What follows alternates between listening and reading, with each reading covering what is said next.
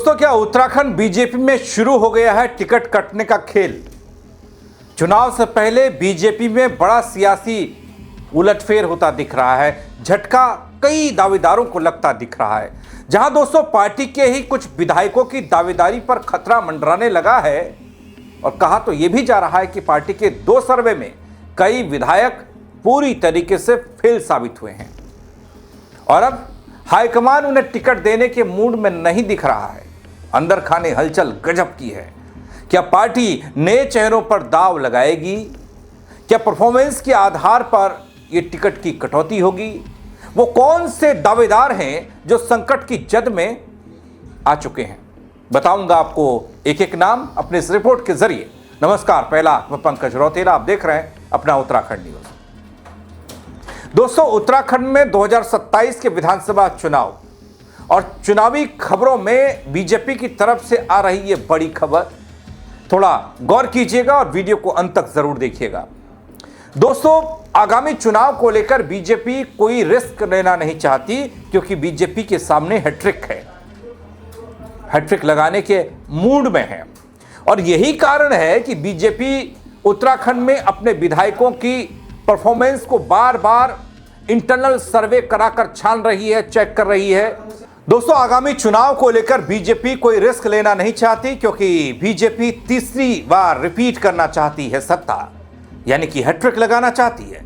यही कारण है कि बीजेपी उत्तराखंड में अपने विधायकोों की परफॉर्मेंस को बार बार खंगाल रही है, इंटरनल सर्वे करवा रही है और छान रही है, चेक कर रही है।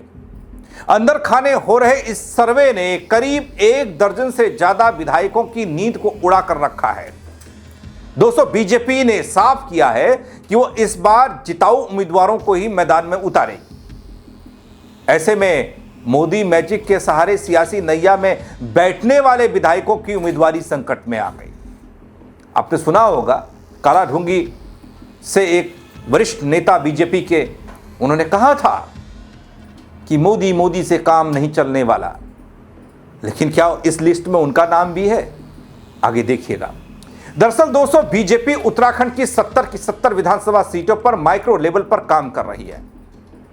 यहां आपको यह भी बता दूं, खासकर उन सीटों पर यह बात लागू होती है जहां पिछले विधानसभा चुनाव में कमल नहीं खिला था, यानी वह सीटें जो पार्टी हार गई थी और उन सीटों पर भी जहां कमल खिला तो था लेकिन जीत का अंतर बहुत कम था।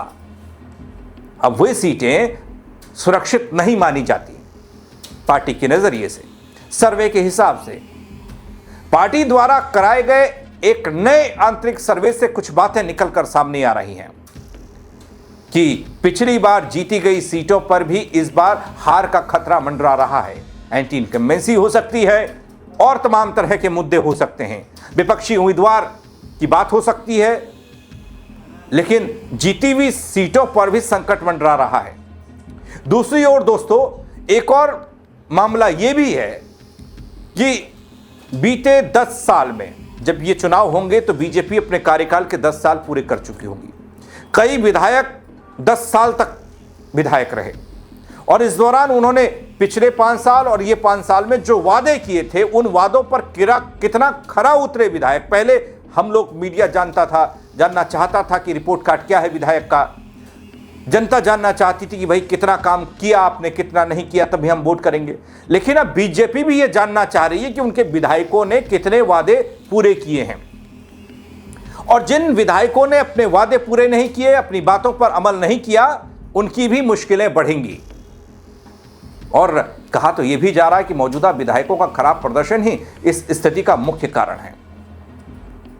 दोस्तों, जो सर्वे कराया गया, बीजेपी का इंटरनल सर्वे है, जो खबरें निकलकर बाहर आई वो ये कि विधायकों ने चुनाव के दौरान किए वादों को अब तक पूरा नहीं किया है। ऐसे विधायक कई हैं बीजेपी के अंदर और इसके अलावा विधानसभा क्षेत्र में उनकी ग्राउंड एक्टिविटी काफी कमजोर है। कई लोग तो इक्का दुक्का बार ही गए होंगे, कुछ गए होंगे तो कुछ पूरे विधानसभा में नहीं जा पाए। साथ ही जनता से जुड़ाव और समस्या के समाधान में भी विधायकों को कोई दिलचस्पी नहीं दिखाई दी। ये मैं नहीं कह रहा हूं, ये विपक्षी नहीं कह रहे हैं, ये बीजेपी के इंटरनल सर्वे बता रहे हैं कि उनके खुद के विधायक जनता कनेक्शन से दूर रहे, वादे पूरे करने में फिसड्डी साबित हुए। अब दावेदारी पर तलवार लटक रही है। दोस्तों, खबरों के मुताबिक बीजेपी हर सीट को लेकर गंभीर है और गहराई से डेटा का विश्लेषण भी हो रहा है। जिन सीटों पर खतरा ज्यादा है वहां विशेष रणनीति बनाई जा रही है कि क्या होगा इस बार, कैसा कर सकते हैं। जैसा कि हम सब जानते हैं, बीजेपी की रणनीति, चुनावी रणनीति और सियासी दलों के मुकाबले बेहतर है।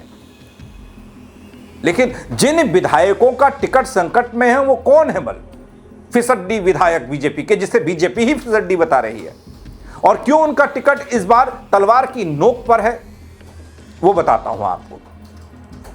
दोस्तों, खबर ये कि जो विधायक हैं उनका प्रदर्शन खराब है। खराब प्रदर्शन वाले विधायकों में मंत्री भी हैं जो भी मौजूदा हैं। अब जरा कुछ नामों पर गौर कीजिए ना। गणेश जोशी, कविता कपूर, वंशीधर भगत। मोदी से काम नहीं चलेगा, याद है आपको। प्रेमचंद अग्रवाल, विशन सिंह चुफाल, महेश जीना, अरविंद पांडे गदरपुर के, रेणु बिस्ट। इनके कारण भी बताऊंगा क्यों आखिर इनके टिकट पर संकट है। सतपाल महाराज पर्यटन मंत्री हैं, धर्म मंत्री भी हैं। प्रमोद नैनवाल रानीखेत के मौजूदा विधायक हैं। संजय डोभाल जैसे करीब 1 दर्जन से ज्यादा विधायक हैं दोस्तों इस लिस्ट में, जिनका टिकट संकट में बताया जा रहा है। सर्वे में फिसड्डी पाए गए।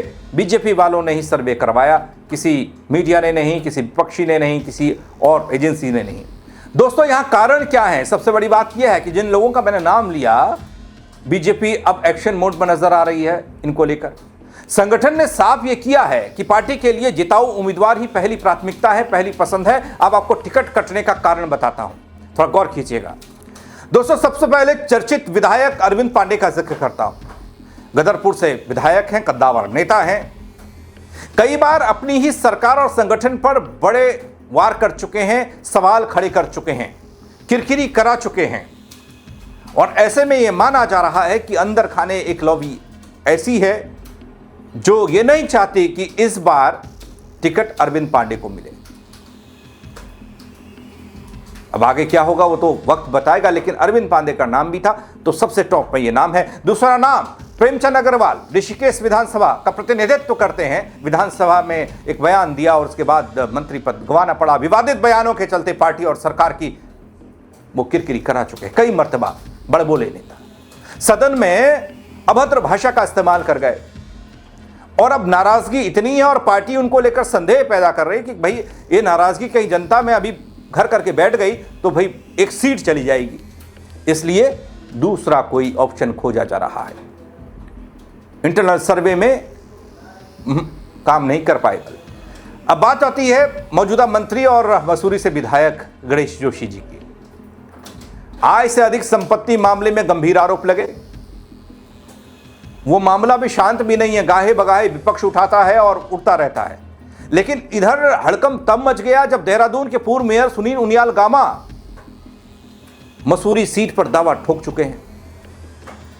जाहिर सी बात है बीजेपी विवाद नहीं चाहेगी, मौका शायद सुनील उनियाल गामा को भी देना चाहेगी, क्योंकि एक लंबा वक्त मसूरी का प्रतिनिधित्व करते गणेश जोशी को हो चुका है।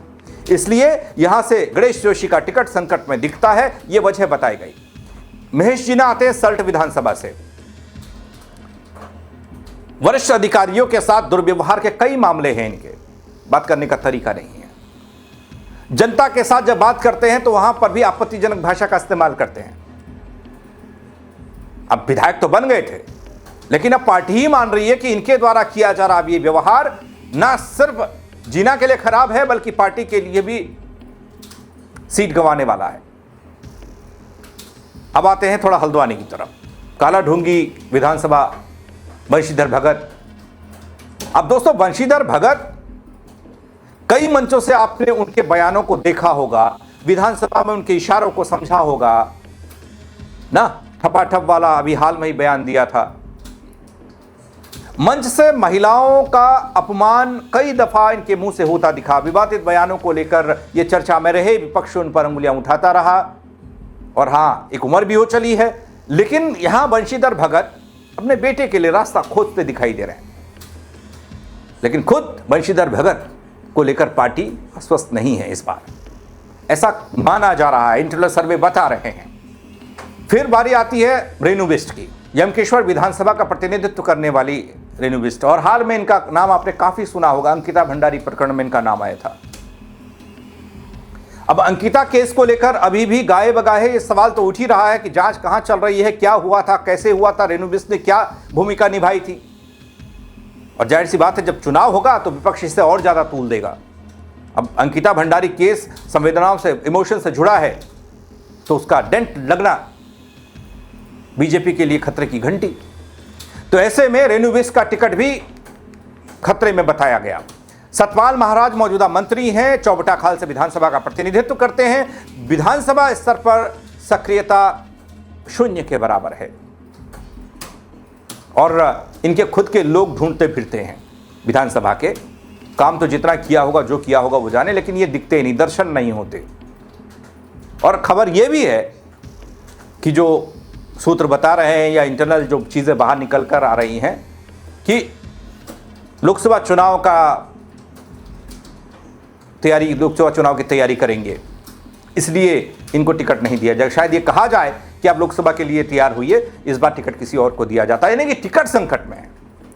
प्रमोद नैनवाल विधानसभा इनकी रानीखेत पड़ती है, जहां से करण माहरा भी आते हैं। इससे पहले अजय भट्ट यहां का प्रतिनिधित्व करते थे, सांसद बने, केंद्र में मंत्री बने। लेकिन नैनवाल जो है अजय भट्ट के एंटी, अजय भट्ट पसंद नहीं करते। अजय भट्ट के खिलाफ 2 बार निर्दलीय चुनाव लड़े ये, और फिर कब बीजेपी में शामिल हो गए। सांसद अजय भट्ट नाराज हैं, बल ऐसी खबरें आ रही हैं, क्योंकि बहुत सारे लोग, क्योंकि एक लंबे वक्त तक अजय भट्ट ने उस विधानसभा का प्रतिनिधित्व किया है, तो लोग उनके साथ कनेक्ट हैं, जुड़े हुए हैं। तो इस बार अगर अजय भट्ट ही नहीं चाहते कि नैनवाल वहां से विधानसभा का टिकट पाएं, तो फिर पार्टी भी शायद संकोच कर रही है कि जब प्रचार की बारी आएगी, उनका पूर्व विधायक लंबे वक्त तक विधानसभा का प्रतिनिधित्व करने वाला चुनाव प्रचार में ही नहीं पहुंचेगा, तो फिर कैसे काम चलेगा। अकेले क्या प्रमोद नैनवाल के बस की बात है, ये मुश्किल है। जबकि विपक्ष में करण माहरा हैं, जिनकी विरासत जो है, सियासी विरासत जो लेकर चल रहे हैं अपने पिता से लेकर अब तक, तो इस बार कड़ी टक्कर मान रही है बीजेपी, इसलिए इनका टिकट संकट में। संजय डोभाल का नंबर आता है, यमुनोत्री विधानसभा का प्रतिनिधित्व करते हैं। यहां बात क्या आ रही है सामने कि मनवीर चौहान टिकट की मांग कर रहे हैं, जो अभी मीडिया का प्रबंधन देख रहे हैं बीजेपी का, अब देखते होंगे कई प्रेस कॉन्फ्रेंस में उनको। तो मनवीर चौहान तैयारी कर रहे हैं और संजय डोभाल इसलिए उनका टिकट कट रहा है, या फिर जो सर्वे आया, सर्वे में खरे नहीं उतरे होंगे। ये कारण इसके हैं कि बीजेपी क्यों अपने मौजूदा विधायकों को लेकर असमंजस की स्थिति में पड़ी है। दोस्तों, बीजेपी प्रदेश अध्यक्ष महेंद्र भट्ट कई मर्तबा ये कह चुके हैं कि पार्टी के लिए जिताऊ उम्मीदवार ही प्राथमिकता है। सर्वे के आधार पर टिकट वितरण में बड़े बदलाव संभव हैं इस बार।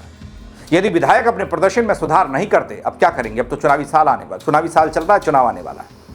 पार्टी अगले चुनाव में उनके टिकट काट सकती है, ये पहले कब से चल रहा है और अब साफ संकेत मिलने लगे हैं। जब पहला सर्वे हुआ था तब भी, अब दूसरा सर्वे हुआ तब भी, और एक अंतिम सर्वे भी और होना बाकी है। बीजेपी इस बार कोई जोखिम नहीं लेना चाहती। उत्तराखंड में बीजेपी के इस कदम को देखकर लगता है कि भाई अपने ही लोगों के खिलाफ बीजेपी की रणनीति जा रही है।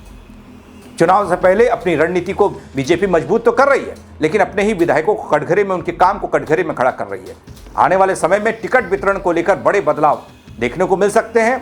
क्या उत्तराखंड बीजेपी में परफॉर्मेंस ही पासपोर्ट बन चुका है टिकट का और इसी आधार पर काम होगा, या फिर कुछ और देखने को मिलेगा? लेकिन साफ है दोस्तों, इस बार चुनावी मैदान में उतरने से पहले बीजेपी कोई जोखिम नहीं उठाएगी, उठाने के मूड में भी नहीं है। इंटरनल सर्वे के कई बड़े चेहरों की नींद उड़ा कर रखी है और जिताऊ उम्मीदवार की लाइन लंबी है। हाँ, इसमें एक चीज और है, कुछ लोग हाल में कांग्रेस से बीजेपी में शामिल हुए और कुछ होने वाले और हैं, तो उनके लिए भी व्यवस्था करनी है। इसलिए अपने मौजूदा लोगों को साइड लाइन करके अब बाहरी जो लोग आएंगे वो किसी लालसा में जरूर आए होंगे, उनसे कोई बात हुई होगी, तो उनको भी सेट करना है। क्या वाकई कई मौजूदा विधायकों के टिकट कट जाएंगे? पार्टी जब जनता के बीच में जाएगी तो विधायकों के टिकट काटने का हवाला किस हिसाब से देगी, क्या बताएगी? मोदी मैजिक का जिक्र बार बार किया जाता है, लेकिन इस बार मोदी मैजिक पर भी सवाल उठ रहे हैं। बीजेपी खुद ही उठा रही है कि मोदी के नाम पर उनके खुद के विधायक कहते हैं कि काम चलने वाला नहीं है। इन तमाम सवालों के बीच इतना तय है, 2027 की राह आसान नहीं है। बीजेपी में बदलाव की आहट साफ सुनाई दे रही है, इस बात का संकेत दे रही है कि लड़ाई टक्कर की होने वाली है। विधायकों के कामकाज को लेकर और इस सर्वे को लेकर, पार्टी द्वारा उठाए जा रहे इस कदम को लेकर आप क्या कहेंगे? अपनी राय जरूर दीजिएगा कमेंट के जरिए। दोस्तों, खबर को शेयर करिएगा और लोग भी देख पाएं। फेसबुक पर देख रहे हैं तो फॉलो कीजिएगा, यूट्यूब पर देख रहे हैं सब्सक्राइब नहीं किया है तो वो भी कर लीजिएगा। मेरे साथ जुड़ने के लिए बहुत शुक्रिया। जय उत्तराखंड।